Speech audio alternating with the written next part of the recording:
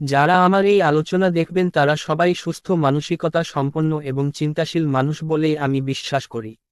This content is not for animals. আমরা জানি যে বাংলাদেশে কিছুদিন আগে ছাত্রদের আন্দোলনের ফলে শাসক শক্তির পতন ঘটছে। আন্দোলনকারী ছাত্রদের প্রধান দাবি ছিল শিক্ষা এবং চাকরি ক্ষেত্রে মেধা এবং যোগ্যতার মূল্যায়ন নিশ্চিত করতে হবে।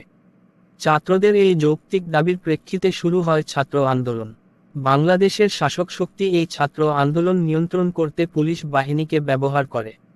প্রাথমিকভাবে পুলিশ বাহিনীকে নির্দেশ দেওয়া হয়েছিল যে কোনো কিছুর বিনিময়ে এই আন্দোলন নিয়ন্ত্রণ করতে হবে। ছাত্র আন্দোলনের এক পর্যায়ে পুলিশ ছাত্রদের উপর গুলি করতে শুরু করে এবং পুলিশের গুলিতে ছাত্ররা নিহত হয়। পুলিশের গুলিতে ছাত্রদের নিহত হওয়ার পর এই ছাত্র আন্দোলন জনতার আন্দোলনের রূপ নেয় এবং জনতার আন্দোলনের ফলে বাংলাদেশের শাসক শক্তির পতন ঘটে। এ বিষয়ে নতুন করে কোনো আলোচনা করার প্রয়োজন নেই।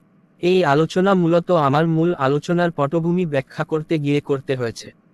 সরকারের কিছু ভুল পদক্ষেপের কারণে তাদের পতন ঘটছে এ বিষয়ে আমার কোনো বক্তব্য নেই।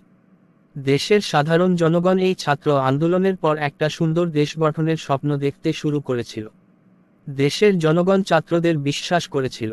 ছাত্ররা এমন এক দেশ গঠনের স্বপ্ন নিয়ে এই আন্দোলন করেছিল যে দেশের জনগণ অন্যায়ের বিরুদ্ধে ঐক্যবদ্ধ হয়ে কথা বলবে এবং ন্যায়ের পক্ষে বলিষ্ঠ অবস্থান গ্রহণ করবে। কিন্তু গত কিছুদিন ধরে আমার দেশে যা হচ্ছে সেটা কখনোই কাম্য ছিল না।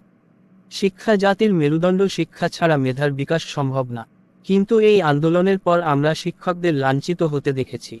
এমনকি যাদের জন্য আমরা স্বাধীন সেই মুক্তিযোদ্ধাদের অপমান করা হয়েছে। জাতীয় সঙ্গীত পরিবর্তনের প্রস্তাব করা হয়েছে, যা আমার মতে দুঃখজনক এবং বাঙালি জাতির জন্য কলঙ্কের বিষয়। আমরা সবাই ভালো করে জানি যে দেশের সর্বোচ্চ বিদ্যাপীঠ ঢাকা বিশ্ববিদ্যালয়। দেশের সর্বোচ্চ মেধাবী ছাত্রদের স্বপ্নের বিদ্যাপীঠ ঢাকা বিশ্ববিদ্যালয়।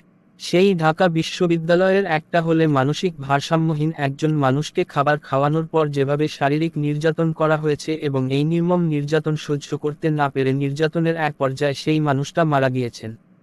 এই সব কিছু দেখার পর মনে হচ্ছে এটা যদি স্বাধীন দেশের চিত্র হয় তাহলে পরাধীনতাই ভালো ছিল। আচ্ছা, যারা ঢাকা বিশ্ববিদ্যালয়কে রক্তাক্ত করেছে তারা কি মেধাবী ছাত্র? না, মেধাবী খুনি। শিক্ষা প্রতিষ্ঠান জ্ঞান অর্জনের স্থান। শিক্ষা প্রতিষ্ঠানে রক্তপাত যেকোনো পরিস্থিতিতে গ্রহণযোগ্য নয়। তবু সেই প্রশ্নটা থেকেই গেল, এমন স্বাধীনতা আমরা কি চেয়েছিলাম?